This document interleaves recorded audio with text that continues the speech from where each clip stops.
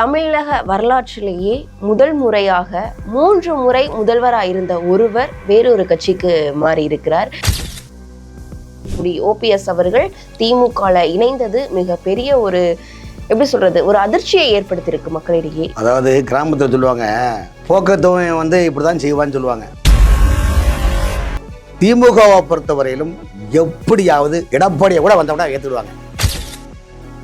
இந்த தேர்தல் விஜயனுடைய வரவால் திமுக கதிகலங்கி உள்ளன. பல லட்சம் கோடிகளுக்கு அதிபரானவர் ஓபிஎஸ். அவர் பேசிக்கலா மிட்டாமராசர் டீ கடை வச்சிருந்த டீ ஆத்திட்டு இருந்தவர் தான். ஆவி பறக்கும் டீ கடை பேட்டரி போயிடுச்சுன்னா அவ்வளோதான், குப்பலத்துக்கு போட்டுருவாங்க.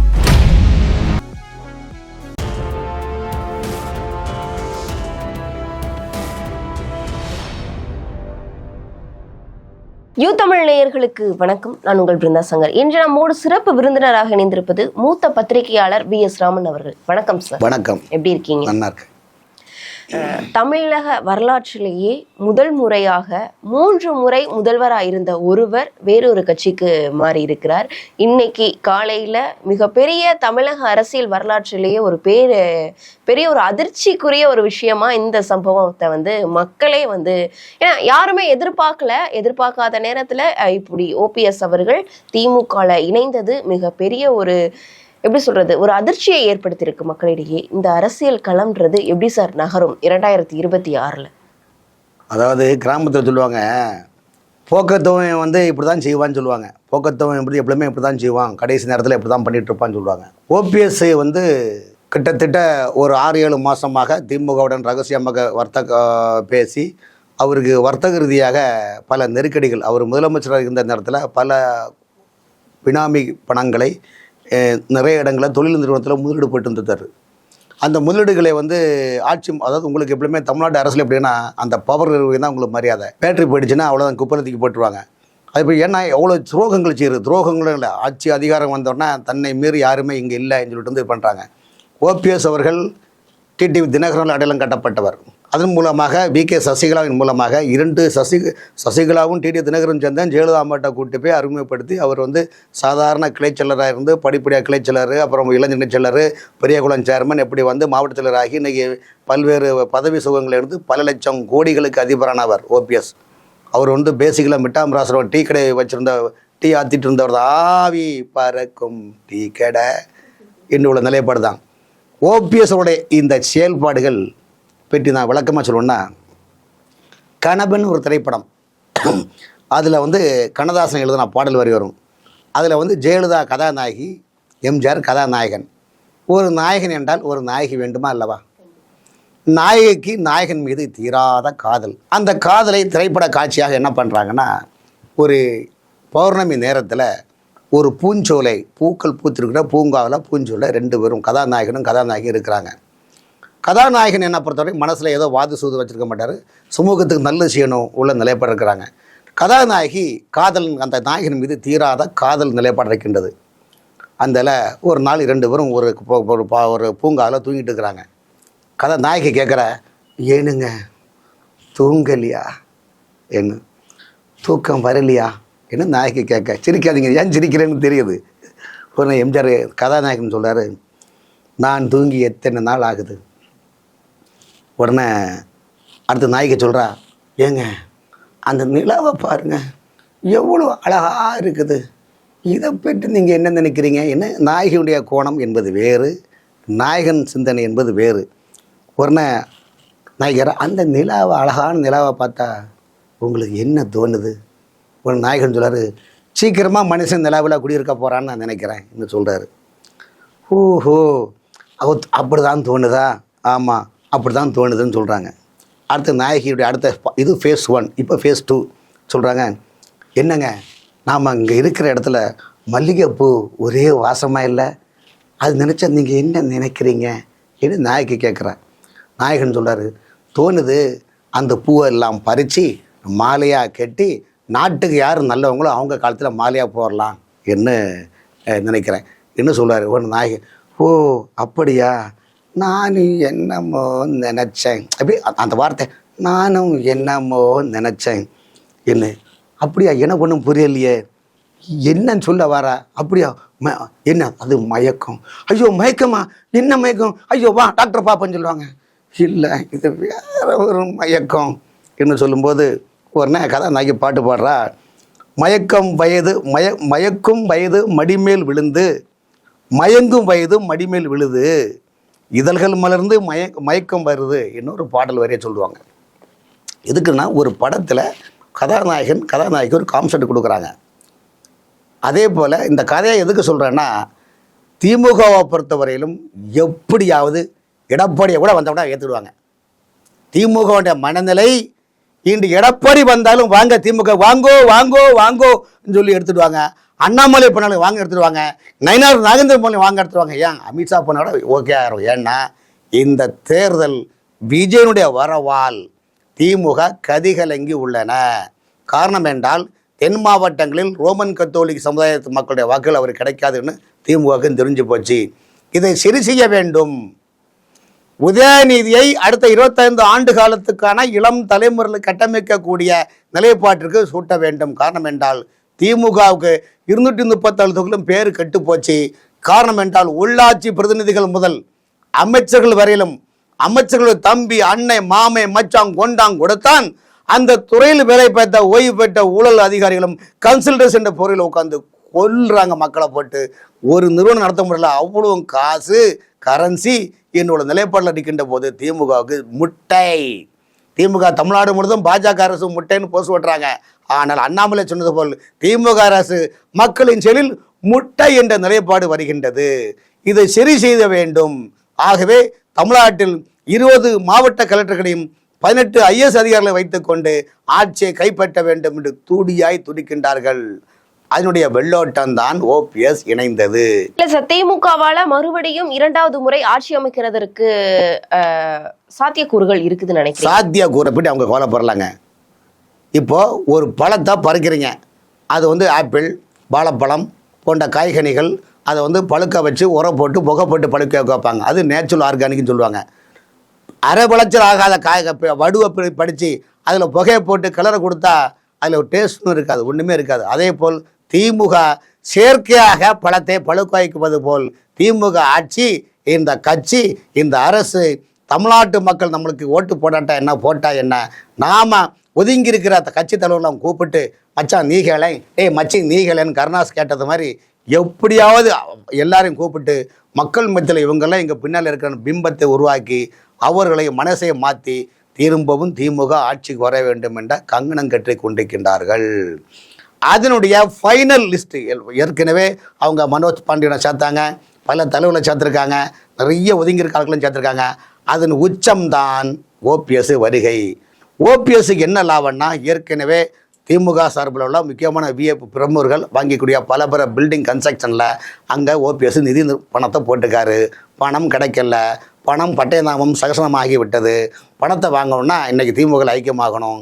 ரெண்டாவது என்னென்னா, திமுக என்னென்னா OPS இங்கே வந்துட்டாருன்னா ஒட்டுமொத்த அதிமுகவே திமுக இணைஞ்சது மாதிரி ஒரு சீனை கிரியேட் பண்ணிடலாம் என்று ஒப்பந்தம் போட்டாங்க. இப்போ இந்த ஒப்பந்தத்தின் அடிப்படையில் என்ன வேண்டால் முதல் ரவுண்டில் என்ன பண்ணாங்கன்னா, நீங்கள் வாங்க, இல்லை நாங்கள் வரமாட்டேன், அப்போது உங்கள் அமைப்பு சார்பில் வாங்க, நீங்கள் உதயசூரியன் சின்னத்தில் நீங்கள் நில்லுங்கன்னு சொல்லிட்டாங்க. ஏற்கனவே தமிழ்நாட்டில் பல சின்ன சின்ன கட்சிகள் உதயசூரியன் சின்னத்தில் போட்டிக்கிட்டு கட்சியை காணாமல் போயிடுச்சு. கட்சியினுடைய அங்கீகாரமே ரத்தாயிடுச்சு.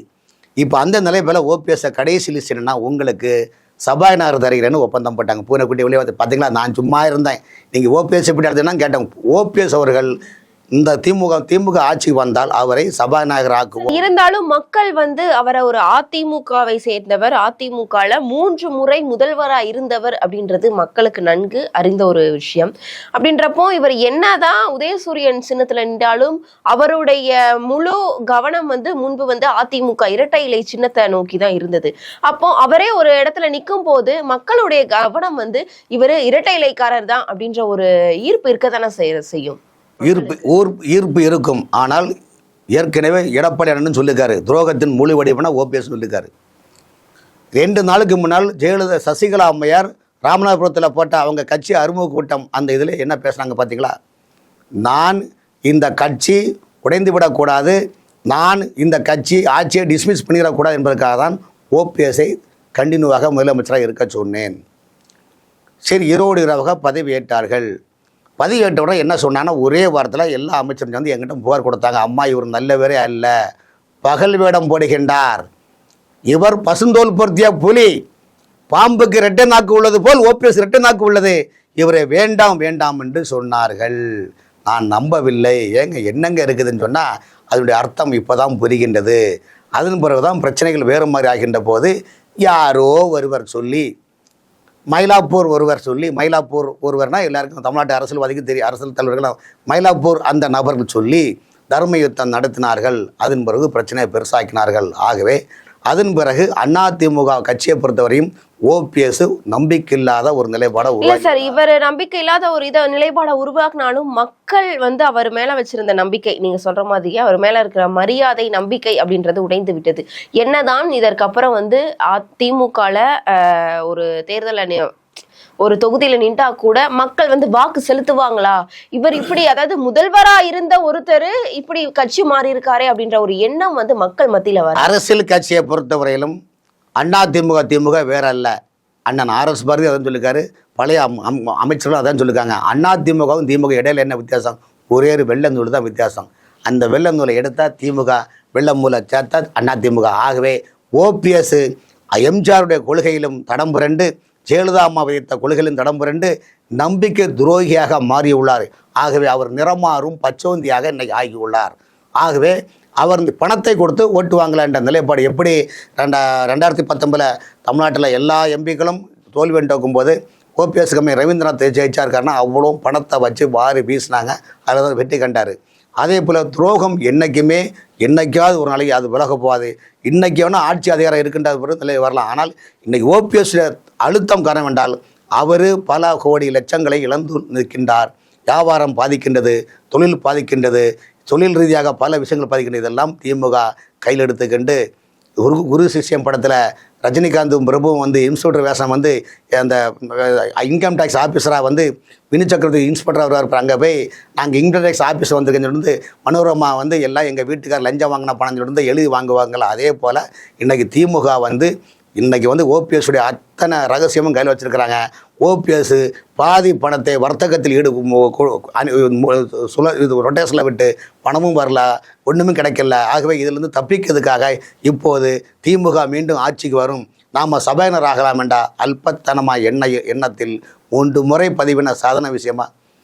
3 முறை சாதாரண விஷயம் கிடையாது. 3 முறை நம்மெல்லாம் ஒரு கவுன்சில் ஆக முடியுமா நினைக்க வச்சு பார்க்கல. ஆனால் ஒன்றுமே ஒரு சாதாரண டீ வித்துட்டு இருந்த ஒன்றை கொண்டு இன்றைக்கி முதலமைச்சராக்கி பல லட்சம் கோடிக்கு அதிபராக்கிய நீங்கள் தொண்டனுக்கு துரோகம், அதிமுகவுக்கு துரோகம், எம்ஜிஆருக்கு துரோகம், ஜெயலலிதா அம்மாவுக்கு துரோகம், சார்ந்திருந்த அந்த உங்கள் சொந்தக்காரங்க துரோகம், உங்களை நம்பியிருந்த தொண்டனுக்கு துரோகம், துரோகம் துரோகம் துரோகம் துரோகம் துரோகத்தின் முகமும் ஓபிஎஸ். கண்டிப்பா. இப்போ சசிகலா அம்மையார் அவர்கள் பாத்தீங்க அப்படின்னா புதிய கட்சி ஆரம்பிச்சிருக்காங்க, அவர்களுடைய கொடியையும் அறிமுகம் செய்துட்டாங்க.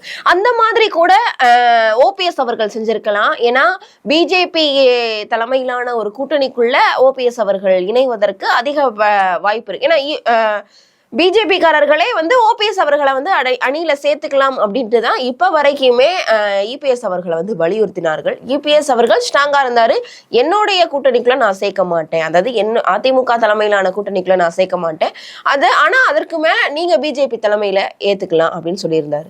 ஏன் அவர்களை மாதிரி செஞ்சிருக்கலாமே, சசிகலா அம்மையார் மாதிரி செஞ்சிருக்கலாமே, ஏன் இந்த முடிவு? அதாவது எடப்பாடி அண்ணன் வந்து கடந்த 2 வருஷமாக என்ன சொன்னார்னா, எங்களுக்கு வந்து ஓபிஎஸ் மீது நம்பிக்கை இல்லை, ஓபிஎஸ் வந்து எதிர் அணியில் வந்து மிகப்பெரிய நெட்வொர்க் வச்சுருக்கிறாரு, அதில் இவர் வந்து கட்சிக்காகவோ இல்லை சேர்த்திருத்த பணத்தை காப்பாற்றணும் என்பது நிலைப்பாடு தான் சேர்க்கவே மாட்டேன் என்னும் நிலைப்பாடை சொன்னாங்க. ஆனால் அன்று எடப்பாடி அவர்கள் சொன்னதெல்லாம் யாருமே நம்பாத ஒரு சூழ்நிலை இருந்தாங்க. இன்றைக்கி ஓபிஎஸ் வந்து திமுகவில் இணைஞ்சதுனால அவர் சொன்னது உண்மையான ஒரு நிலைப்பாடு உருவாகிப்போச்சு. ஸோ அந்த நிலைப்பாடு இருக்கின்றது. அதே போல் சசிகலா அம்மையார் இன்றைக்கி கட்சி ஆரம்பிக்க போகிறாங்க. அவங்க வந்து உண்மையில் உருக்கமான சில விஷயங்கள் சொன்னாங்க. என்ன சொன்னாங்கன்னா, நான் சிறை செல்ல வேண்டிய சூழ்நிலை இருந்தது, கட்சி உடைந்திடக்கூடாது, கட்சி ஆட்சி இருக்க வேண்டும் என்று நான் சொல்லிக்கொண்டு ஜெயிலுக்கு தண்டனை நான் இது பண்ண போனேன். ஆனால் எனக்கு புழல் ஜெயிலில் சிறைச்சாலை என்ன போடுங்க என்று சொல்லும்போது ஹோம் செக்ரட்டரி லெட்டர் கொடுக்கணும். ஆனால் இந்த எடப்பாடி பழனிசாமி முதலமைச்சர் இருக்கும்போது எனக்கு துரோகம் பண்ணி என்னை கண்டுக்கிடவே இல்லை, கட்சியை கூட பயன்படுத்தக்கூடிய லெவலில் ஆக்கிட்டாரு. ஆனால் நான் வெளியே வந்தேன், மௌனமாக இருந்தேன், இந்த கட்சி ஒன்று சேரும்னு நினச்சேன். தாய் வழி வந்த தங்கங்கள் எல்லாம் ஓர் வழி நின்று நேர் வழி சென்றால் நாளை நமதே என்ற எம்ஜிஆரின் இது வந்து கொள்கை பலிக்கும் நான் நினச்சிட்டு இருந்தேன். ஆனாலும் கூட அதுக்கு துயர் கொடுக்கல. ஆனால் இந்த கட்சிக்காக நான் சிறை சென்று பல தியாகங்களை அனுபவிச்சு என்னால் அடையாளம் காணப்பட்ட அத்தனை பேரும் அதில் எடப்பாடி வந்து என்ன நினச்சிட்டாரு, காகித பேப்பரை மடக்கி தூக்கி கீழே தூக்கி போட்ட மாதிரி கடாசிட்டார். எனக்கு அதுதான் என்னால் தாங்க முடியல. என்னோட எப்படி நீங்கள் வந்தீங்க, என்னை வச்சு யாரெல்லாம் பதவி சுகத்தை அனுபவிச்சிங்க, ஆனால் இவ்வளோ மோசமாக மனசாட்சியே இல்லாமல் நான் ஜெயலலிதா அம்மாவுடன் கூட பயணித்தவன், புரட்சித் தலைவர் அம்மா கூட பயணித்தவன், புரட்சித் தலைவர் கூட பயணித்தவன், இப்படிலாம் இருந்து என்னுடைய பேச்சு நீங்கள் கேட்காம, என் பேச்சை கேட்காம, என்னை சேக்கவும் செய்யாமல் என்னை இவ்வளோ கீழ்த்தரமாக பண்ணீங்களே, அதனால தான் என்னை தாங்க முடியாது. அதனால தான் என்னுடைய தொண்டர்கள் வேண்டுகோளுக்கு நாங்கள் மக்களுடைய வேண்டுகோளுக்கு நான் தனி கட்சி ஆரம்பிக்கிறேன் என்று நிலைப்பாடு சொல்லியிருக்கேன். கண்டிப்பா சார். இப்போ தனி கட்சி ஆரம்பிக்கிறவங்க அதாவது காலத்தை பயிர் செய் அப்படின்னு சொல்லுவாங்க. இதை முன்பே இந்த விஷயத்த வந்து செஞ்சிருந்தாங்க அப்படின்னா 2026 முதல்வர் வேட்பாளருக்கு அவர்களும் நின்றுக்கலாம். கண்டிப்பா அதிக அளவு அவர்கள் வெற்றி பெறதற்கு வாய்ப்பு இருக்கு அப்படின்னு சொல்லிட்டு ஊடக வட்டாரங்கள்ல இருக்கக்கூடியவங்கள மாதிரி மூத்த பத்திரிகையாளர்கள்லாம் சொல்றாங்க. உண்மையிலே நான் எத்தனையோ தொலைக்காட்சியில் வாதம் பண்ணியிருக்கிறேன். யூத் தமிழ் சார்பில் ஒரு நெறியாளரை வந்திருந்து அந்த சசிகலா அம்மாவுடைய அந்த அரசியல் பயணத்தை, நீண்ட நெடும் பயணத்தை கள ஆய்வு செய்து போல் நீங்கள் இருந்து ஒரு உண்மையான வார்த்தையை நீங்கள் கேட்டிருக்கீங்க. இது உண்மையிலே எனக்கே ஆச்சரியமாக இருக்குது, ரொம்ப சந்தோஷமாக இருக்குது. காரணம் என்ன, அவங்க கட்சி டிவியில் கூட இப்படி யாரும் இப்படி கேட்டிருக்க மாட்டாங்க. அவ்வளோ அழகாக நீங்கள் கேட்குறீங்க. இது உண்மைதான். ஆனால் அவர்கள் என்ன நினைத்தார்கள் என்றால், சும்மா சரி இப்போ ஒரு வீட்டில் 5 பிள்ளைங்கிற 5 பிள்ளைங்க ஒன்றா இருக்குதா, சின்ன இடம் நாளைக்கு ஒன்று சேரவங்க நினச்சிட்டு இருந்தாங்க. ஆனால் அது ஒன்று சேர முடியாமல் இருக்கின்ற நேரத்தில் தேர்தல் நெருங்குகின்றது. டெல்லி பாஜக அரசும் பாஜக தலைவர்களும் பிஎஸ் கோயல், அமித்ஷா உட்பட பல தலைவர்கள் எடப்பாடியாரனை கூப்பிட்டு சொன்னாங்க, பாருங்கள் ஒருங்கிணைந்த அதிமுக கட்சி ஆட்சி வர முடியும். எம்ஜிஆர் முதலமைச்சர் இருக்கின்ற போது எஸ்டி சோமசுந்தரம் சண்டை போட்டு போனார். ஆனால் அதே எஸ்டி சோமசுந்தரத்துக்கு வீட்டில் ஒரு நாள் உட்காந்துட்டு இருந்துட்டு எஸ்டி சோமசுந்தரம் மீண்டும் தாய்க்கழகத்தில் இணைக்கக்கூடிய வச்ச பெருமை எம்ஜிஆருக்கு சேரும். அதனால் இன்றைக்கி உள்ள சூழ்நிலைகள் வந்து இன்றைக்கி செங்கோட்டன் வெளியே போயிருக்காரு. எவ்வளோ பெரிய தலைவர்கள் பெரிய அதிமுகண்டா பிராண்டட் நேமெல்லாம் ஜேசிடி பிரபாரன் செங்கோட்டெல்லாம். அப்போ இவங்கெல்லாம் வெளியே பண்ணப்போ நீங்கள் எப்படி நீங்கள் கட்சி நடத்த போகிறீங்க, எப்படி உங்களுக்கு எதிரி முகாம் சாதனமாக திமுக சாதன விஷயமா இதெல்லாம் நீங்கள் பொருட்படுத்தாமல் நீங்கள் இந்த மாதிரி பண்ணிட்டீங்களே. அப்போ நீங்கள் சொல்லும் கேட்கல, சொல் பேச்சு கேட்கல, செயல் புத்தியும் கிடையாது, சொல் புத்தியும் கிடையாது, மத்திய அரசு சொல்லி நீங்கள் கேட்கல, பாஜக தலைவர்களும் சொல்லி கேட்கல. அப்போ நீங்கள் யாரோ ஒருத்தருக்காக நீங்கள் பண்ணும்போது சுயநலவாதிகள் கூட்டத்தில் இனிமேல் இந்த பயணிக்க முடியாது. நீங்கள் சொல்லி கேட்காத காரணத்தினால்தான் அந்த கட்சியை காப்பாற்ற வேண்டும். நாங்கள் ஆட்சிக்கு வந்தால் எம்ஜிஆர் ஆட்சி, அண்ணாவின் கொள்கை, ஜெயலலிதா அம்மாவுடைய ஆட்சி நான் தருவேன் என்று சொல்லுகின்றார். மட்டுமல்ல, ஜெயலலிதா அம்மா காலத்தில் பெண்களுக்கு லேப்டாப் கொடுத்தோம், 10 கிலோமீட்டர் நடந்து போகிற பிள்ளைங்களுக்கு பஸ்ஸு கிடைக்காது, சைக்கிள் கொடுத்தோம், கால்நடை ஆடு மாடு கோழி என்பது சாதாரண விஷயம் கிடையாது. இதெல்லாம் மக்களுடைய வாழ்வாதாரத்தை பெருக்கியவர். ஏன் பஸ் ஸ்டாண்டில் போய் நின்று பண்ணால் அந்த குழந்தைகளுக்கு பால் கொடுக்க இடம் இல்லாததால் பால் குடிக்கும் அறையை கூட கட்டி கொடுத்தாங்க அம்மா. இப்பெல்லாம் செய்த ஒரு சாதனை படுத்த நம்முடைய இந்த அதிமுக அரசு, அம்மாவின் ஆட்சி, எம்ஜிஆர் ஆட்சியில் இன்று திமுக மக்களுக்கு ஊழலுக்கான கட்டமைப்பு மக்களை ஏமாற்றி கொண்டிருக்கின்றது. இந்த திமுகவோட நம்ம ஒட்டு உறவு வைக்கக்கூடாது. எப்படி எம்ஜிஆர் தீயசக்தி திமுகவை எதிர்த்து கட்சி ஆரம்பித்து ஆட்சியில் வந்தார்களோ, எப்படி ஜெயலலிதா அம்மா தீயசக்தி திமுக ஆட்சி அமைத்தார்களோ, அதே இலக்கோடு நான் வருவேன் என்று அவங்க கட்சி ஆரம்பித்தாங்க. அதனால் நீங்கள் சொன்னது உண்மைதான். 4 ஆண்டுகள் முன்னாடி அவங்க ஆரம்பித்தா இன்னும் ஒரு பொசிஷனில் வந்திருக்கலாம். ஆனால் என்ன காலம் கடந்த ஞானம் பெற்று நம்ம இதில் சொல்ல முடியாத காரணம்னா, அவங்க ஒன்று சேருவாங்க நினச்சிருந்தாங்க. டெல்லி பிஜேபி சொல்லியும் கேட்கல. ஸோ அதனால் டெல்லியினுடைய உத்தரவும் என்னென்னா நீங்கள் தனியாக ஆரம்பின்னு சொல்லிட்டாங்க. டெல்லியுடைய உத்தரவுனால அந்த சசிகலா அம்மா ஆரம்பிக்கிறாங்க. இப்போ அந்த கட்சி இப்போ சமீப 2 நாளாக தாவேக்கோட இணைந்து சீட்டுகளை பெற்று நாங்கள் தாவேக்காவோட நிலைப்பாட்டில் அவங்க எடுக்கிறாங்க, ஸ்டெப் எடுக்கிறாங்க. இது முழுக்க என்டிஏ கூட்டணிக்கு மட்டுமல்ல, அதிமுக மிகப்பெரிய ஒரு சரிவு. காரணம் என்னவென்றால், ஏற்கனவே தேமுதிக என்ற கட்சி திமுகவில் இணைந்ததுனால காங்கிரஸ் வெளியே போனால் போங்கன்னு உள்ள நிலவில் கழுத்தை குத்தி வெளியே தள்ளாத குறையில் இன்றைக்கி திமுக உட்கார்ந்துருக்குது. ஸோ திமுகவுக்கு மக்கள் மத்தியில் பேரு கேட்டாலும் நாங்கள் இருக்கிறோம் பாருங்கள், 3 முறை அதிமுக ஆட்சியில் முதலமைச்சர் இருந்தவர் கூட எங்கள் கட்சியில் வந்துள்ளார் என்று திமுக தன்னுடைய ஊரெல்லாம் பிம்பத்தை கலப்பதுக்கும் ஊரெல்லாம் எஸ்போஸ் கிளப்பி பாருங்கள், ஓபிஎஸ்ஸே எங்கள் ஆட்சிக்கு பட்டம் சூட்டுகின்றார், மகுடம் சூட்டுகின்றார், மெருகு ஏற்றுகின்றார் என்று சொல்லி கொண்டு அவர்கள் ஊராக சொல்லி ஏமாற்றி கொண்டு திரும்ப ஆட்சி வரலாம் என்ற ஒரு நிலைப்பாட்டில் திமுக கங்கணம் கட்டியுடைய உச்சத்தினுடைய நிலைதான் ஓபிஎஸ்ஐ இங்கே இணைத்தது. கண்டிப்பா சார். ஆனா நீங்க இவ்வளவு விஷயங்களை தொடர்ந்து நம்மளும் வந்து பல காணொளிகள் பேசிட்டு இருக்கோம். திமுகவை வந்து ஆட்சிக்கட்டில இருந்து அகற்றணும். ஏன்னா இதற்கு முன்பு வந்து 2 முறை வந்து அவர்கள் தொடர்ந்து பயணித்த வரலாறே கிடையாது அப்படின்னு சொல்லிட்டு. ஆனா இந்த முறை அதிக அளவு வாய்ப்பு இருக்கு அப்படின்னு சொல்றாங்களே, இது எந்த அளவுக்கு உண்மை நீங்க நினைக்கிறீங்க? அதாவது இப்போ நான் சொன்ன பத்தியில் ஏற்கனவே இப்போ தேமுதிக அங்கே வந்தாச்சு, காங்கிரஸ் 2 உடைக்க போகிறாங்க. காங்கிரஸ் ஒத்து வராவிட்டால், தமிழ்நாட்டில் காங்கிரஸ் ஒத்து வராவிட்டால், தமிழ்நாடு காங்கிரஸ் செல்வ பெருந்தகை தலைமையில் இருக்க காங்கிரஸ் நிச்சயமாக தனியாக உடைந்து ப. சிதம்பரம் ஜனநாயக பேரவை என்ற கட்சி எப்படி ஆரம்பித்தாரோ அதே போல் இங்கு வந்து திமுகவுக்கு சப்ளிமெண்ட் காப்பியாக இணைவார்கள். அதுக்கு ஒரு சின்ன உதாரணம் சொல்கிறேன். ஒரு கட்சி தலைவன் தன்னுடைய இல்லத்தினுடைய சுபகாரிய நிகழ்ச்சிக்கு தான் சார்ந்த கட்சி தலைவருடைய படம் போடுறோமா வேண்டாமா? ஆனால் அண்ணன் செல்வ பெருந்தகை அவர்கள் அந்த திருமண பத்திரிகையிலேயே தான் சார்ந்த கட்சி தலைவருடைய படமே போடலை. இன்றைக்கு ஒரு பேசும் பொருளாக இருக்கின்றது. ஆகவே திருச்சி வேலுச்சாமி போன்ற தியாக சீலர்கள்லாம் கேள்வி கேட்குறாங்க. ஆகவே இன்னைக்கு என்னென்னா வந்து காங்கிரஸ் 2ஆக உடைந்து இங்கே இருக்கிற ஒரு காங்கிரஸ் திமுக ஐக்கியமாகக்கூடிய நிலைமையும் திமுக கட்டமைச்சாச்சு. கடைசியாக ஓபிஎஸும் வந்தாச்சு. ஸோ நாங்கள் தான் மீண்டும் ஆட்சிக்கு வருவோன்னு பிம்பத்தை தமிழ்நாட்டு மக்கள் மத்தியிலே கட்டமைத்துள்ளார்கள். இத்தகைய சூழ்நிலைக்கு ஏன் காரணம் என்றால், உதயநிதி அவர்களை பட்டத்து ராஜாவாக சூட்ட வேண்டும், உதயநிதியை ஃபாலோ பண்ணி அடுத்த தலைமுறைகளை உருவாக்க வேண்டும், ஆட்சி அமர்ந்து கொண்டு திமுகவின் பழைய தலைவர்களை களை எடுத்து உதயநிதிக்கான கட்டமைப்பு உருவாக்குவதற்கான திட்டம்தான் இந்த திட்டம் என்பது குறிப்பிடத்தக்கது. ஆகவே ஓபிஎஸ் வரவழைத்தது செயற்கையாக பழத்தை கல் வச்சு பழுக்க வச்சது மாதிரி, கெமிக்கல் வச்சு பழுக்க வச்சது மாதிரி பழுக்க வைத்தார்கள். ஆக ஓபிஎஸ்க்கு அதற்காக அதாவது நான் காதல் என்னும் பரிசு தந்தேன் கட்டிலின் மேலே, அந்த கட்டிலின் மேல் பரிசு தந்தேன் தொட்டிலின் மேலே, ஆஹோ வாரீரோ வாரீரோன்னு சொல்லி ஓபிஎஸ்ஐ இன்று வேண்டுமானால் தொட்டில் போட்டு ஆட்டலாம். ஆனால் ஓபிஎஸ் லாட்டரி டிக்கெட் போல் விழுந்தால் வீட்டுக்கு, விழாவிட்டால் நாட்டுக்கு என்பது போல ஓபிஎஸ்ஐ அலுவா கொடுத்து ஓபிஎஸ்ஐ எல்லாம் செய்கிறேன் என்று சொல்லிக்கொண்டு OPS AIADMK, OPS MGR, OPS Jayalalithaa, வேறெங்கும் கிளைகள் இல்லை, அறிவாலயத்தில் உள்ளன என்ற பிம்பத்தை கிளப்பதற்காக நாடகம் நடத்தி கொண்டிருக்கிறார்கள். அதற்கு கைமாறாக கிப்ட் டிடி போல் அவருக்கு சபாநாயகர் பதவி தருகிறேன் என்று ஆசை வார்த்தை கூறியுள்ளார். சரிங்க சார். நம்ம இப்ப வரைக்குமே 2026 சட்டமன்ற தேர்தல் களம் வந்து யாரு முதல்வரா வருவாங்க அப்படின்னு சொல்லிட்டு யூகிக்க முடியாத ஒரு நிலையில தான் இருந்தோம். ஆனா இப்ப ஒரு வார காலமாக பாத்தீங்க அப்படின்னா திமுகவில் இருக்கக்கூடிய காங்கிரஸ், தேசிய கட்சியான காங்கிரஸ் வந்து திமுகவோட இருந்து விலகுவதற்குண்டான அதிகப்படியான வாய்ப்பு இருக்கு அப்படின்னு நம்ம தொடர்ந்து பார்த்துட்டு இருக்கோம். ஒருவேளை காங்கிரஸ் திமுக கூட்டணியில இருந்து விலகி தாவேகாவிற்கு, அதாவது விஜய் அவர்களுடைய கட்சிக்கு சென்றார், அதிக அளவு வெற்றி வாய்ப்பு வந்து என்டிஏ கூட்டணிக்கு தான் இருக்குது அப்படின்னு சொல்லிட்டு நிறைய ஊடகவியலாளர், பத்திரிகையாளர் அவர்கள்லாம் வந்து சொல்றாங்களே, இதை நீங்க எப்படி பாக்குறீங்க? ரூம் போட்டு யோசிச்சிங்களா? இல்லைங்க, ரூம் போட்டு யோசிச்சுதாங்களாண்ணே. அதாவது தமிழ் சங்கம் தீர்த்து வைக்காத பிரச்சனை தனிவது மனிதனாக வந்து தீர்த்து வைத்த தருமையை உண்பது வாழ்கோமை தமிழ் தொண்டு என்பது போல் இந்த கேள்வி கேட்பீங்க எதிர்பார்க்கவே இல்லைங்க.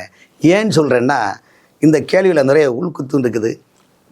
அதாவது ரதி மூலம் இருக்குது, ரிஷி மூலம் இருக்குது மாதிரி. அந்த கேள்வியில் மிகப்பெரிய கேள்வி என்னென்னா, எஸ்ஐஆர்னு வந்து பார்த்தீங்களா, இதை சொல்லக்கூடாது, சொல்ல வச்சுட்டிங்க இதுவும் கூட. அதாவது கிபி கிமு எல்லாருக்கும் தெரியும். நம்முடைய நாட்டில் கிபி கிமு நார்மலான வரலாறு படிப்போம். சுதந்திரத்துக்கு முன்னால், சுதந்திரத்துக்கு பின்னால்னு சொல்லுவோம். அதே போல் எஸ்ஐஆருக்கு முன்னால், எஸ்ஐஆருக்கு பின்னால்.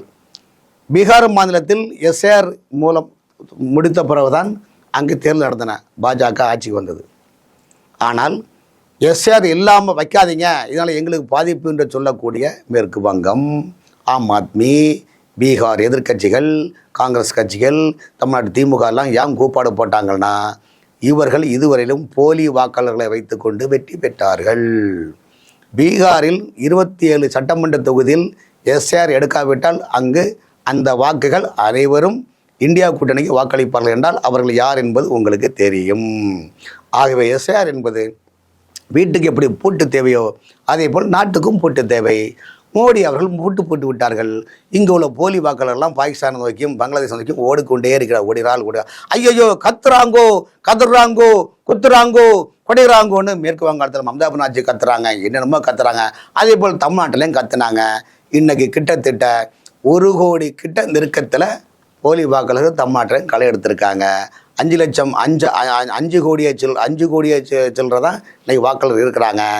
இப்போ ஆகவே இந்த தேர்தலை பொறுத்தவரையிலும் எஸ்ஆருக்கு முன்பு எஸ்ஆருக்கு பின்பு.